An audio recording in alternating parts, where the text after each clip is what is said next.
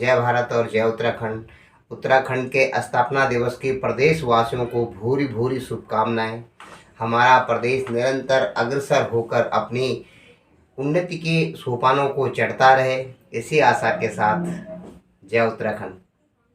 मित्रों, मैं आपको एक अपने बचपन की एक ऐसी स्मृति बताता हूँ। जब मैं बाल्यकाल में छोटी अवस्था में था तो मुझे इस चीज़ का पता नहीं था कि संगीत की जो लिरिक्स होती है, संगीत की जो बोल होते हैं संगीत के, उनको कैसे समझा जाता है। तो आज से तकरीबन जब मैं दूसरी तीसरी चौथी पांचवी ऐसी किसी कक्षा में रहूँगा, मुझे ध्यान नहीं है, तो मेरे कान में यह एक संगीत पड़ा था।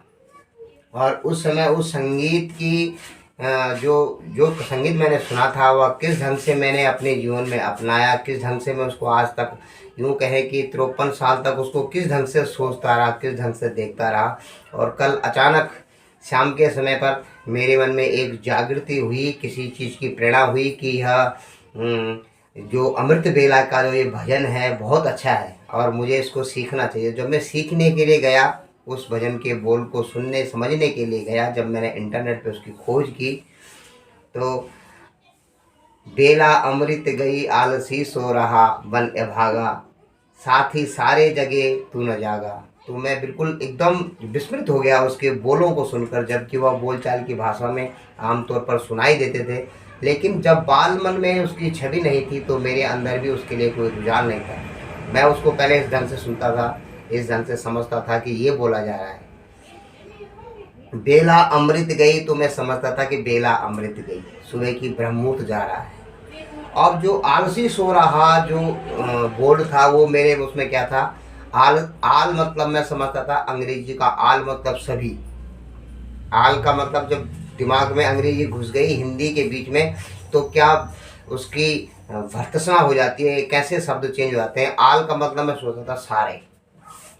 शीशो रहा को मैं सोचता था कि जब हमारे बड़े भाई साहब बंदूक की गोलियां बनाते थे तो उसमें शीशे का प्रयोग करते थे और हमने बचपन से वही शीशा देखा था। और मैं सोचता था कि वही शीशो रहा, वही शीशा जो है वही शीशे की बात हो रही है यहाँ पर, शीशो रहा। और बनिया भागा, और बनिया भागा मैं सोचता था कि बनिया भागा, बनिया भागना का इसमें कोई संबंध ही नहीं है। लेकिन सोचता था कि गीतकार ने किसी हिसाब से लिखा होगा कि बनिया भाग गया, बनिया भाग गया। तो अब जब मैंने इसको बिल्कुल गहराई से देखा तो उसके बोल इस प्रकार थे। और वो मैंने हारमोनियम पे भी गाने की कोशिश करी। कल ही शाम को मैंने इस संगीत को अपने हारमोनियम पर भी इसका अभ्यास किया और आप लोगों के सामने आज मैं इसे रखता हूँ। देखो कितनी बुराइयां होती हैं। अगर उस समय पर मेरा बाल मन झिझक झिझक नहीं रहता, हिजिटेशन मेरे मन में नहीं रहती, तो मैं किसी गुरुजन से पूछ लेता कि गुरुजी इसके बोल क्या है, तो गुरुजी मुझे आसानी से बता देते और मेरा मन समझ लेता। लेकिन आसपास के जो गलत परिवेश थे, जो गलत शिक्षा थी अंग्रेजी की और जो आसपास का परिवेश मैंने देखा था, उनके हिसाब से मैंने इसका दूसरा ही मतलब निकाल लिया और आज 53 साल तक मैं उसी मतलब को ढोता जा रहा था। लेकिन अब जब मैंने देखा कि इसका मतलब क्या है, इसका मतलब समझा बहुत गहराई से। और इस समय की बात है, गुरुजन लोग ऐसे भी नहीं थे कि कोई गुरुजन मेरे को उठा करके समझा देता बेटा इसका मतलब समझ में आया, इसका मतलब ये है। वैसे भी कोई मुझे पूज्य गुरुजन नहीं मिले।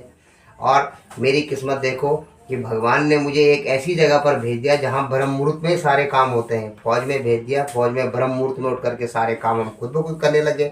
तो ये शिक्षा हमारे जीवन में अपने आप उतर गई, या यूँ कहें कि भगवान ने हमारे लिए इसको रचा था, हमारे जीवन में बिगड़ समझे ही हमारे जीवन में उतर गई। लेकिन अगर उस समय पर ये इंटरनेट की सुविधा होती तो ये खोज कर कर जान लिया जाता है। इंटरनेट बुरा नहीं है, आज मैंने उसको खोज करके देखा तो उस समय में किसके पास जाता है उसको खोजने के लिए, वो विकल्प था नहीं। तो आज आपके पास विकल्प भी है, शिक्षा भी है, सब कुछ है। और उत्तराखंड का स्थापना दिवस है। सभी मित्रों को इसकी बहुत बहुत शुभकामनाएं। और मैं आपको एक बार इसको हारमोनियम पर गाकर सुनाता हूँ कैसे बोले इसके।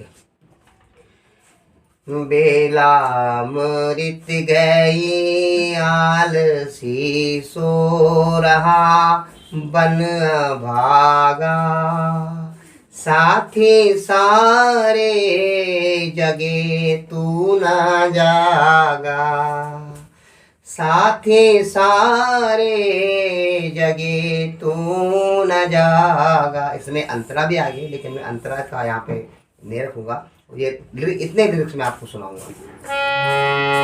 ये ना मैं गयो मानो